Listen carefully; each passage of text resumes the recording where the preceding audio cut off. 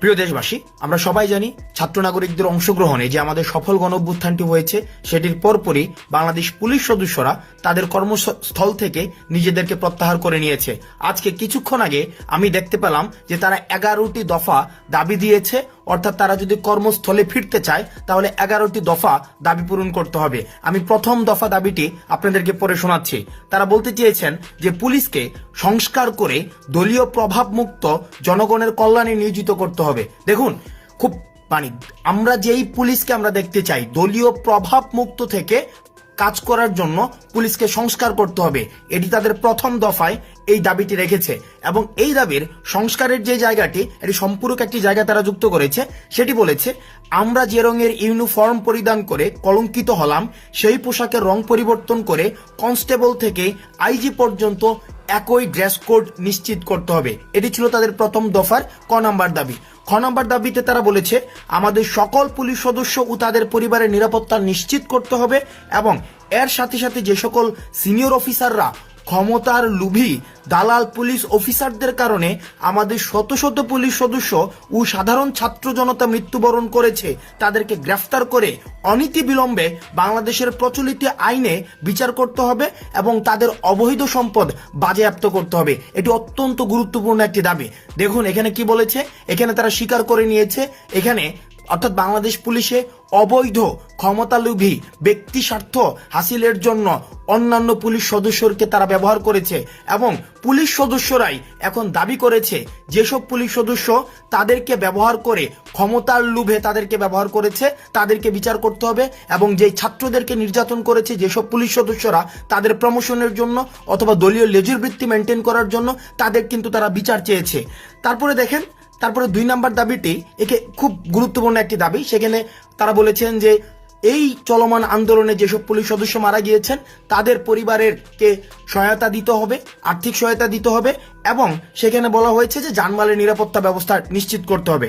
এবং খ নাম্বার দাবিটি আমি ব্যক্তিগতভাবে মনে করি খুবই প্রাসঙ্গিক। 2 এর খতে সেখানে বলেছেন যে আন্তর্জাতিক শ্রম আইন অনুযায়ী সেখানে 8 ঘন্টা কর্মঘণ্টা নিশ্চিত করতে হবে। আপনারা সবাই জানেন বাংলাদেশ পুলিশের যেই কর্মঘণ্টা সেখানে নির্দিষ্ট কোনো কর্মঘণ্টা নেই। সেখানে হচ্ছে অর্থাৎ একটা পুলিশ 24/7 ডিউটি করতে হয়। আমরা জানি একটা মানুষের পক্ষে 24 ঘন্টা ডিউটি করা সেটা কখনোই সম্ভব না। আমরা যে এই কিছুদিন অর্থাৎ আমাদেরকে থানা হেফাজতে আমাদেরকে দৌড়াদৌড়ি করতে হয়েছে, সেখানে আমরা দেখেছি একটা পুলিশ কতটা অমানবিক জীবনযাপন করে একটা পুলিশের জীবন। তাদের নির্দিষ্ট কোনো কর্মঘণ্টা নেই, 16 ঘন্টা 20 ঘন্টা 24 ঘন্টা ক্ষেত্র বিশেষে 2 দিন 3 দিন পর্যন্ত তাদেরকে ডিউটি করতে হয়। তাদের টোটাল 11টি দফা দাবি রয়েছে এবং প্রত্যেকটি দফা আমি যেগুলো পড়েছি কিছু কিছু দফা হচ্ছে ডিপার্টমেন্টাল, কিছু দাবি, বেশিরভাগ দাবি বা আমি প্রথম যে 4টি দফা দাবি যেগুলো সার্বজনীন সাধারণ মানুষ বুঝবে, আমি এই 4টি দফা দাবি পড়েছি। 4টি দফা তারা 2টির মধ্যে বলেছেন, দেখুন আমরা এমন একটি পুলিশ চাই, আমরা বৈষম্য বিরোধী ছাত্র আন্দোলন এমন একটি পুলিশ চাই যে পুলিশ কখনোই হচ্ছে কোনো ধরনের গোষ্ঠী কেন্দ্রিক নিয়োজিত হবে না, বরং সেই পুলিশটি হবে জনগণের পুলিশ, অর্থাৎ পুলিশকে জনগণের সহায়তার জন্য জনগণের দোরগোড়ায় পৌঁছে দিতে পারবে। অর্থাৎ পুলিশের সাথে জনগণের যে মেলুবন্ধনটি সেই মেলুবন্ধনটি যথেষ্ট সুসম্পর্কের ভিত্তিতে গড়ে উঠবে। আমরা দেখেছি সাধারণ জনগণের যে ক্ষোভটি সেটি কিন্তু পুলিশের উপরে না, বরং সেই ক্ষোভটি হচ্ছে পুলিশের পোশাকের উপরে।